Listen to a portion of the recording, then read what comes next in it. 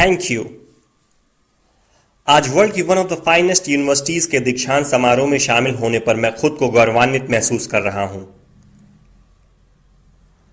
मैं आपको एक सच बता दूं, मैं कभी किसी कॉलेज से पास नहीं हुआ और आज पहली बार मैं किसी कॉलेज ग्रेजुएशन सेरेमनी के इतना करीब पहुंचा हूं। आज मैं आपको अपने जीवन की 3 कहानियां सुनाना चाहूंगा। ज्यादा कुछ नहीं, बस 3 कहानियां। मेरी पहली कहानी डॉट्स कनेक्ट करने के बारे में है।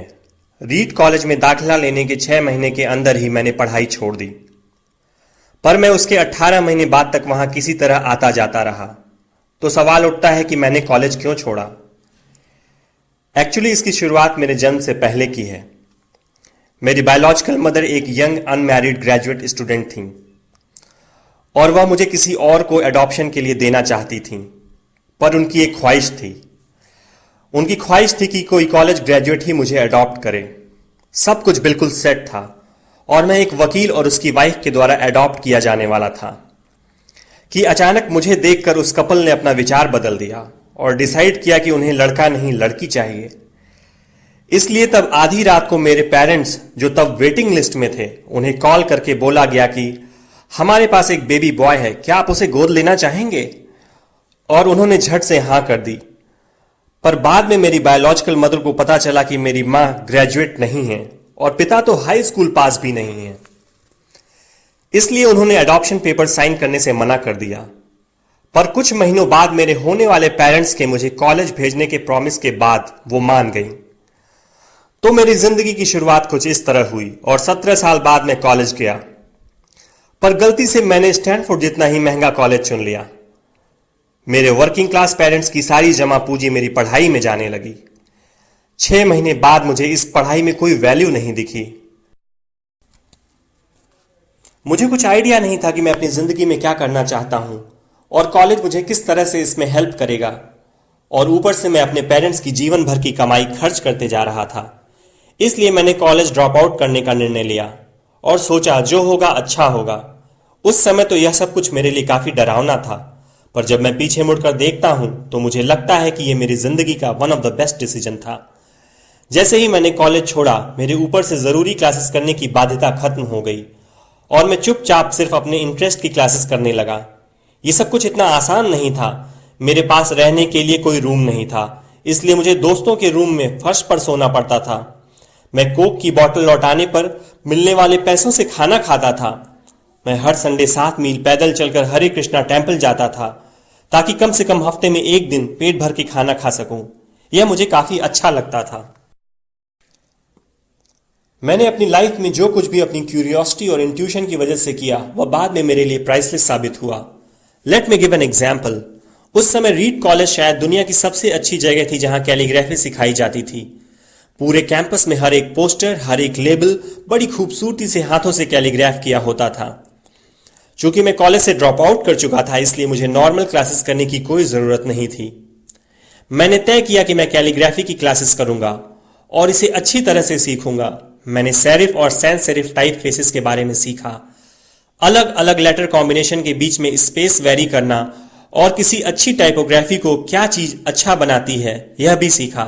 यह खूबसूरत था, इतना आर्टिस्टिक था कि इसे साइंस द्वारा कैप्चर नहीं किया जा सकता और यह मुझे बेहद अच्छा लगता था। उस समय जरा सी भी उम्मीद नहीं थी कि मैं इन चीजों का यूज कभी अपनी लाइफ में करूंगा। लेकिन जब 10 साल बाद हम अपना पहला मैकिन्टॉश कंप्यूटर बना रहे थे, तब मैंने इसे मैक में डिजाइन कर दिया और मैक खूबसूरत टाइपोग्राफी युक्त दुनिया का पहला कंप्यूटर बन गया। अगर मैंने कॉलेज से ड्रॉप आउट नहीं किया होता तो मैक में कभी मल्टीपल टाइप फेसेस या प्रोपोर्शनली स्पेस्ड फॉन्ट्स नहीं होते। और चूंकि विंडोज ने मैक की कॉपी की थी, तो शायद किसी भी पर्सनल कंप्यूटर में ये चीजें नहीं होती।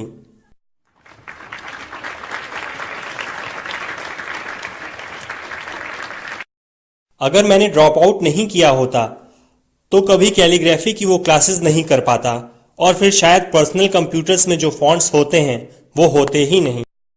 ऑफ कोर्स जब मैं कॉलेज में था तब भविष्य में देखकर इन डॉट्स को कनेक्ट करना इम्पॉसिबल था, लेकिन 10 साल बाद जब मैं पीछे मुड़कर देखता हूं तो सब कुछ बिल्कुल साफ नजर आता है। आप कभी भी फ्यूचर में झांककर डॉट्स कनेक्ट नहीं कर सकते, आप सिर्फ पास्ट देखकर ही डॉट्स कनेक्ट कर सकते हैं। इसलिए आपको यकीन करना होगा कि अभी जो हो रहा है वह आगे चलकर किसी न किसी तरह आपके फ्यूचर से कनेक्ट हो जाएगा। आपको किसी न किसी चीज में विश्वास करना ही होगा, अपने गट्स में, अपनी डेस्टिनी में, अपनी जिंदगी या फिर अपने कर्म में किसी न किसी चीज में विश्वास करना ही होगा, क्योंकि इस बात में बिलीव करना कि आगे चलकर डॉट्स कनेक्ट होंगे आपको अपने दिल की आवाज सुनने की हिम्मत देगा, तब भी जब आप बिल्कुल अलग रास्ते पर चल रहे होंगे। And that will make the difference. मेरी दूसरी कहानी लव और लॉस के बारे में है। मैं जिस चीज को चाहता था वह मुझे जल्दी ही मिल गई। वोज और मैंने अपने पेरेंट्स के गैराज से एप्पल शुरू की। तब मैं 20 साल का था। हमने बहुत मेहनत की और 10 साल में एप्पल 2 लोगों से बढ़कर $2 बिलियन और 4,000 लोगों की कंपनी हो गई। हमने अभी 1 साल पहले ही अपनी फाइनेस्ट क्रिएशन मैकिन्टॉश रिलीज की। मैं 30 का हो गया था और मुझे कंपनी से फायर कर दिया गया। आप अपनी ही बनाई हुई कंपनी से फायर कैसे हो सकते हैं? वेल, जब कंपनी ग्रो होने लगी तब हमने एक टैलेंटेड आदमी को हायर किया। मैंने सोचा कि वो मेरे साथ कंपनी रन करेगा। पहले 1 साल सब कुछ ठीक ठाक चला, लेकिन फिर कंपनी के फ्यूचर विजन को लेके हम दोनों में मतभेद होने लगे। बात बोर्ड ऑफ डायरेक्टर्स तक पहुंच गई और उन लोगों ने उसका साथ दिया। सो एट 30 मुझे निकाल दिया गया, पब्लिकली निकाल दिया गया। जो मेरी पूरी एडल्ट लाइफ का फोकस था वह अब खत्म हो चुका था और ये बिल्कुल ही तबाह करने वाला था। मुझे सचमुच अगले कुछ महीनों तक समझ ही नहीं आया कि मैं क्या करूं। मुझे महसूस हुआ कि ये सब कुछ इतनी आसानी से एक्सेप्ट करके मैंने अपने पहले की जनरेशन के एंटरप्रेन्योर्स को नीचा दिखाया है। मैं डेविड पैकर्ड और बॉब नॉयस से मिला और उनसे सब कुछ ऐसा हो जाने पर माफी मांगी। मैं एक बहुत बड़ा पब्लिक फेलियर था। एक बार तो मैंने वैली छोड़कर जाने की भी सोची, पर धीरे धीरे मुझे एहसास हुआ कि मैं जो काम करता हूं उसके लिए मैं अभी भी पैशनेट हूं। एप्पल में जो कुछ हुआ उसकी वजह से मेरे पैशन में जरा सी भी कमी नहीं आई है। मुझे रिजेक्ट कर दिया गया है, पर मैं अभी भी अपने काम से प्यार करता हूं। इसलिए मैंने एक बार फिर से शुरुआत करने की सोची।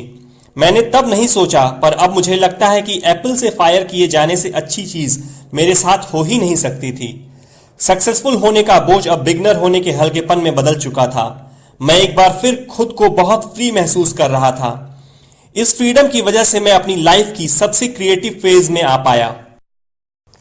अगले 5 सालों में मैंने एक कंपनी नेक्स्ट और एक दूसरी कंपनी पिक्सर स्टार्ट की और इसी दौरान मेरी मुलाकात एक बहुत ही अमेजिंग लेडी से हुई जो आगे चलकर मेरी वाइफ बनी। पिक्सर ने दुनिया की पहली computer animated movie toy story बनाई और इस वक्त यह दुनिया का सबसे सफल एनिमेशन स्टूडियो है। एप्पल ने एक अप्रत्याशित कदम उठाते हुए नेक्स्ट को खरीद लिया और मैं एप्पल में वापस चला गया। आज एप्पल नेक्स्ट द्वारा डेवलप की गई टेक्नोलॉजी यूज करती है। अब लोरीन और मेरा एक सुंदर सा परिवार है। मैं बिल्कुल श्योरिटी के साथ कह सकता हूं कि अगर मुझे एप्पल से नहीं निकाला गया होता तो मेरे साथ ये सब कुछ नहीं होता। ये एक कड़वी दवा थी, पर शायद पेशेंट को इसकी जरूरत थी। कभी कभी जिंदगी आपको इसी तरह ठोकर मारती है। अपना विश्वास मत खोइए। मैं यकीन के साथ कह सकता हूं कि मैं सिर्फ इसलिए आगे बढ़ता गया क्योंकि मैं अपने काम से प्यार करता था। I love my work. आप रियली क्या पसंद करते हैं यह आपको जानना होगा। जितना अपने लव को फाइंड करना जरूरी है, उतना ही उस काम को ढूंढना जरूरी है जिसे आप सचमुच एंजॉय करते हो। आपका काम आपकी जिंदगी का एक बड़ा हिस्सा होगा और ट्रूली सेटिस्फाइड होने का एक ही तरीका है कि आप वो करें जिसे आप सचमुच एक बड़ा काम समझते हो। और बड़ा काम करने का एक ही तरीका है कि आप वो करें जो करना आप एंजॉय करते हो। यदि आपको अभी तक वो काम नहीं मिला है तो आप रुकिए मत, उसे खोजते रहिए। जैसा कि दिल से जुड़ी हर चीज में होता है, वो जब आपको मिलेगा तब आपको पता चल जाएगा। और जैसा कि किसी अच्छी रिलेशनशिप में होता है, वो समय के साथ साथ और अच्छा होता जाएगा। इसलिए खोजते रहिए, रुकिए मत।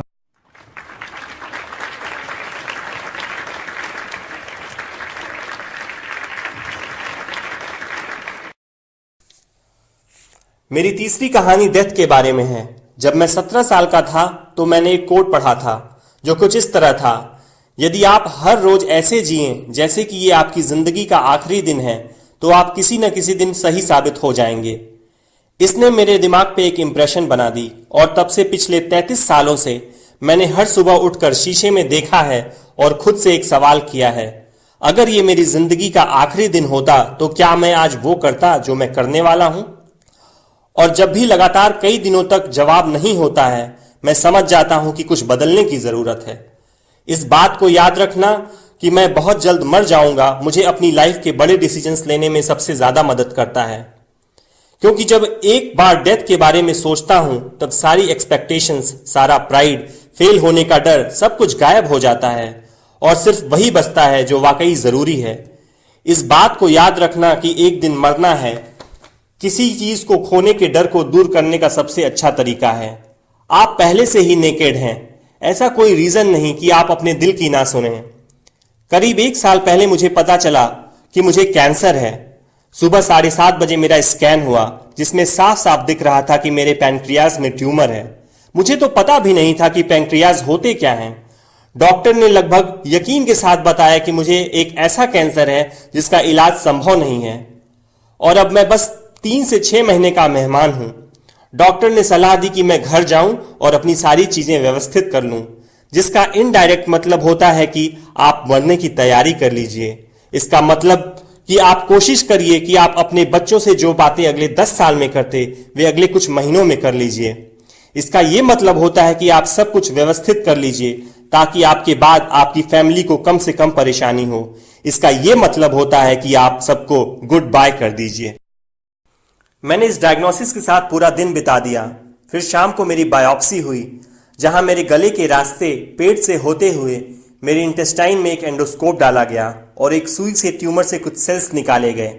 मैं तो बेहोश था, पर मेरी वाइफ जो वहां मौजूद थी उसने बताया कि जब डॉक्टर ने माइक्रोस्कोप से मेरे सेल्स देखे तो वह रो पड़ा। दरअसल सेल्स देखकर डॉक्टर समझ गया कि मुझे एक बहुत ही दुर्लभ प्रकार का पैंक्रियाटिक कैंसर है जो सर्जरी से ठीक हो सकता है। मेरी सर्जरी हुई और सौभाग्य से अब मैं ठीक हूं। मौत के इतना करीब मैं इससे पहले कभी नहीं पहुंचा और उम्मीद करता हूं कि अगले कुछ दशकों तक पहुंचूं भी नहीं। ये सब देखने के बाद मैं और भी विश्वास के साथ कह सकता हूं कि डेथ एक यूजफुल बट इंटेलेक्चुअल कॉन्सेप्ट है। कोई मरना नहीं चाहता है, यहां तक कि जो लोग स्वर्ग जाना चाहते हैं वो भी। फिर भी मौत वो मंजिल है जिसे हम सब शेयर करते हैं। आज तक इससे कोई बचा नहीं है और ऐसा ही होना चाहिए, क्योंकि शायद मौत ही इस जिंदगी का सबसे बड़ा आविष्कार है। ये जिंदगी को बदलती है, पुराने को हटाकर नए का रास्ता खोलती है और इस समय नए आप हैं, पर ज्यादा नहीं, कुछ ही दिनों में आप भी पुराने हो जाएंगे और रास्ते से साफ हो जाएंगे। इतना ड्रामेटिक होने के लिए मैं माफी चाहता हूं, पर यह सच है। आपका समय सीमित है, इसलिए इसे किसी और की जिंदगी जीकर व्यर्थ मत कीजिए। बेकार की सोच में मत फंसिए। अपनी जिंदगी को दूसरों के हिसाब से मत चलाइए।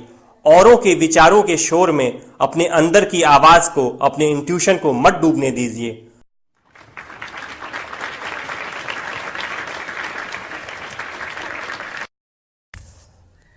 जब मैं छोटा था तब एक अद्भुत publication the whole earth catalog हुआ करता था, जो मेरी जनरेशंस की बाइबल्स में से एक था।